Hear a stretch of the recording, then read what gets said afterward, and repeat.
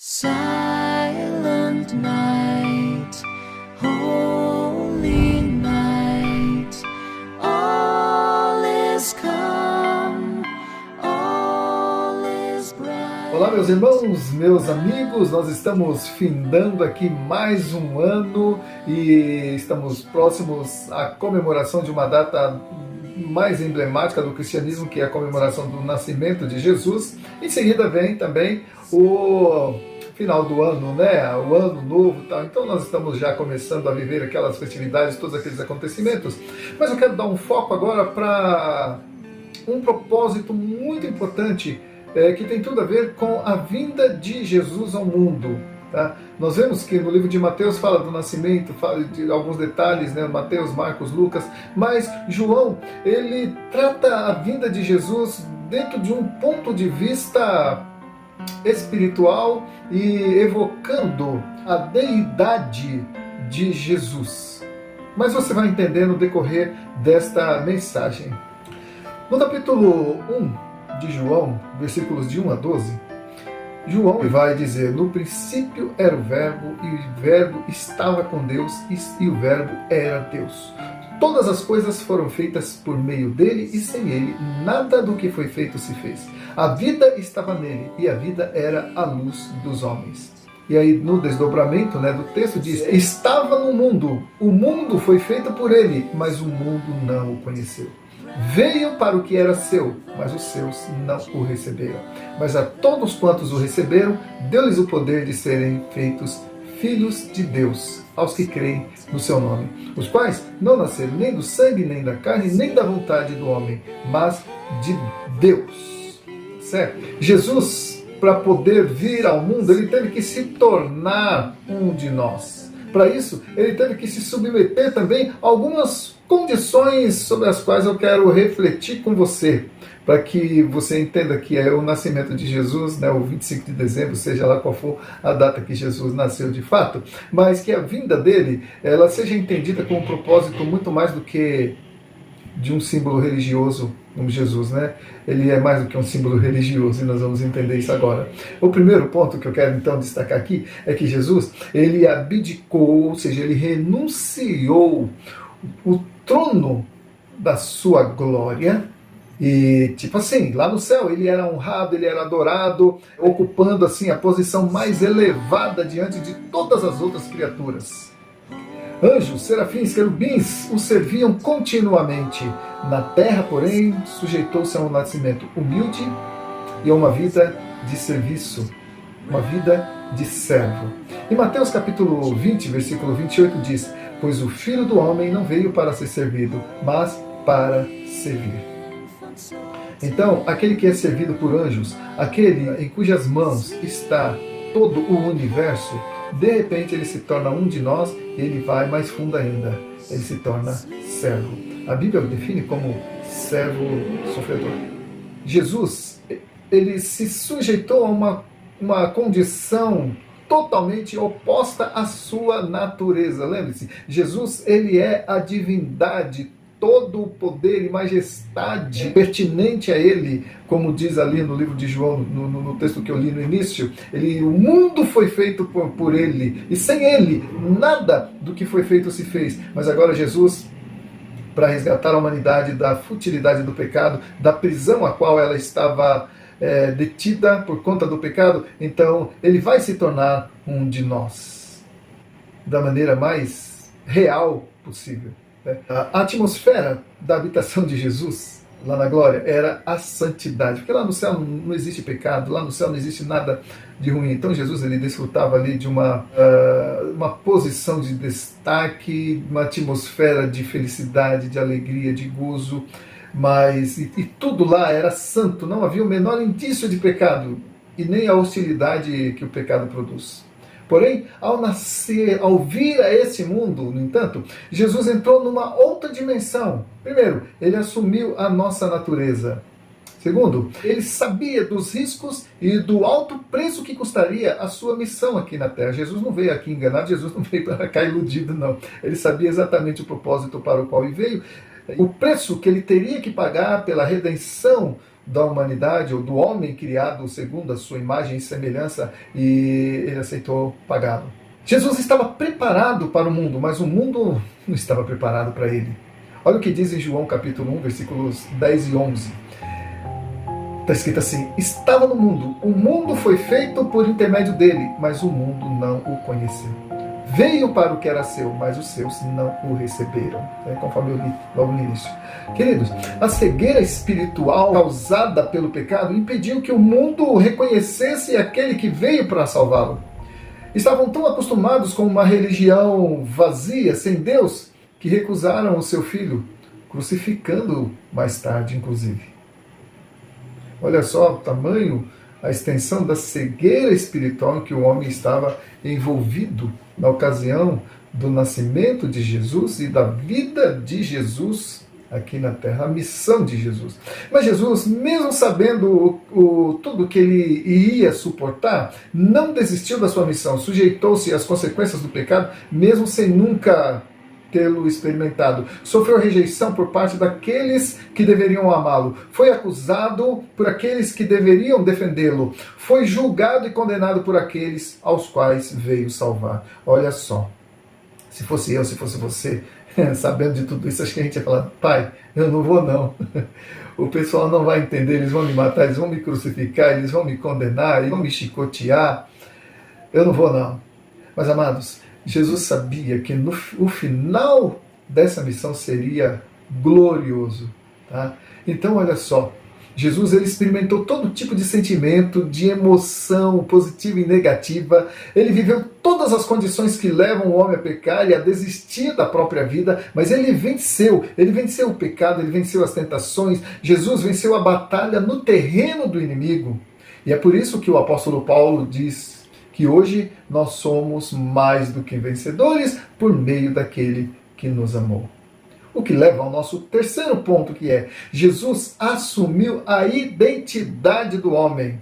Jesus ele não veio representar como se fosse uma peça teatral, né? Às vezes a gente vê a peça da crucificação, as pessoas representando e tudo muito bonito, muito emocionante, mas representar é uma coisa, agora viver a realidade de tudo aquilo é algo muito diferente. Jesus, ele não só se condicionou à natureza humana, mas desceu ao nível mais baixo a que ela podia chegar.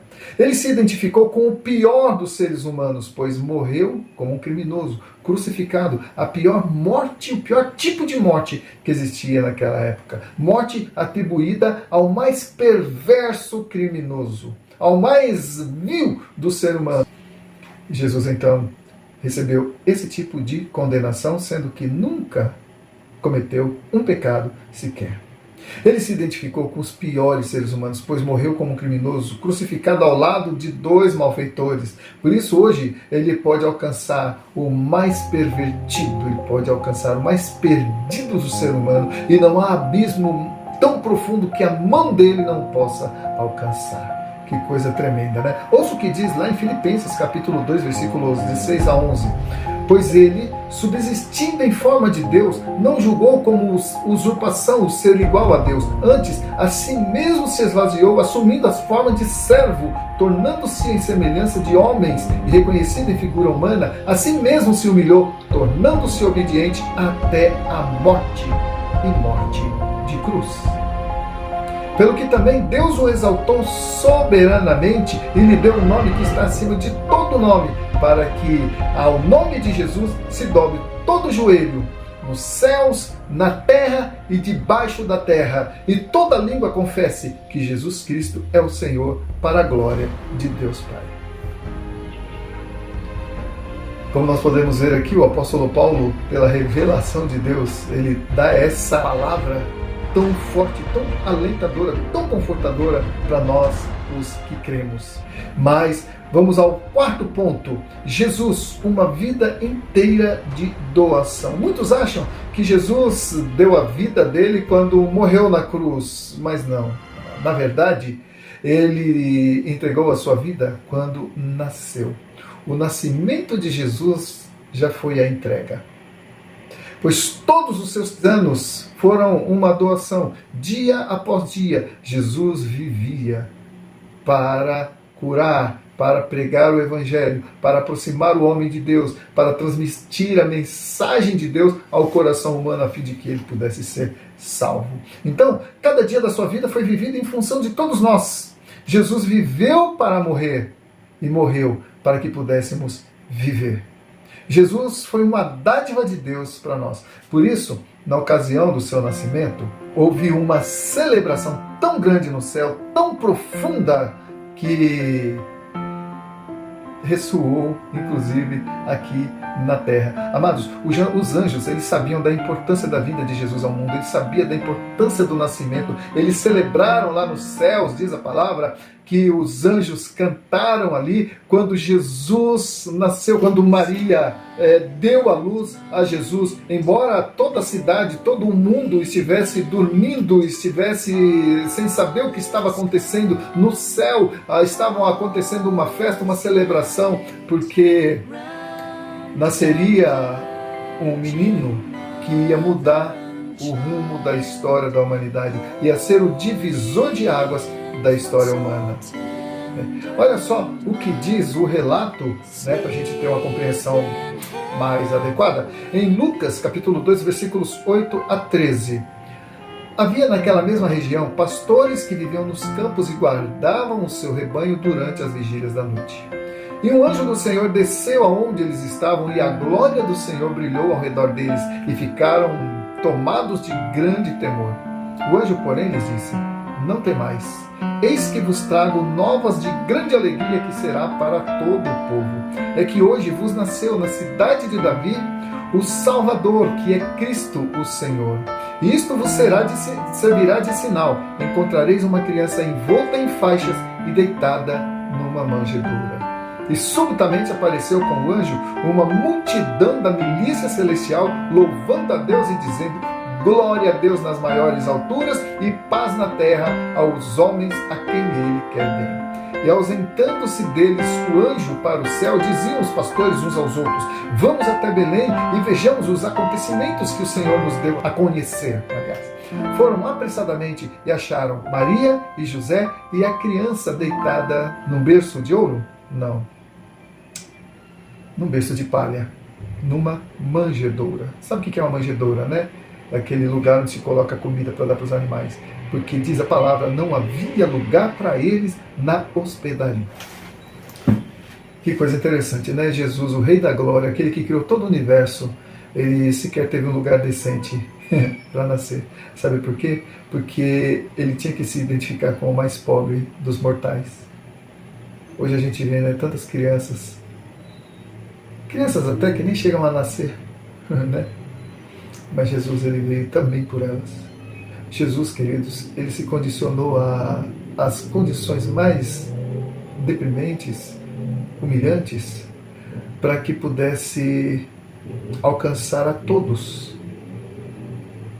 E a salvação, então, ela é extensiva a todo aquele que crê, seja rico, seja pobre, não importa o que a pessoa tenha cometido, não importando o passado dela, o que importa é que ela pode ter um futuro com Jesus, diferente do seu passado.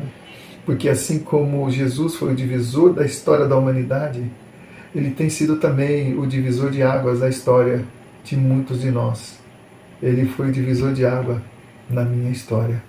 E é por isso que eu sempre gosto de estar compartilhando a palavra de Deus com você, porque a minha vida agora é dedicada a Ele. Não sou perfeito, claro, quem me conhece sabe que eu não sou perfeito, mas há um divisor de água na história da minha vida, chama-se Jesus. Que, concluindo, o nascimento de Jesus, na verdade, foi anunciado desde Adão e Eva, ali, por ocasião da queda. Jesus viria para uma importante missão, que era resgatar o homem do império das trevas, da condição de pecado e que estava debaixo do jugo de Satanás. E para isso, Jesus precisou abdicar-se do seu trono, abdicar-se da sua glória e descer à terra como um homem, assumindo toda a identidade do homem. A terra que estava devastada, desgastada, deformada por causa do pecado, amaldiçoada pela degeneração humana. E sobre isso, o apóstolo João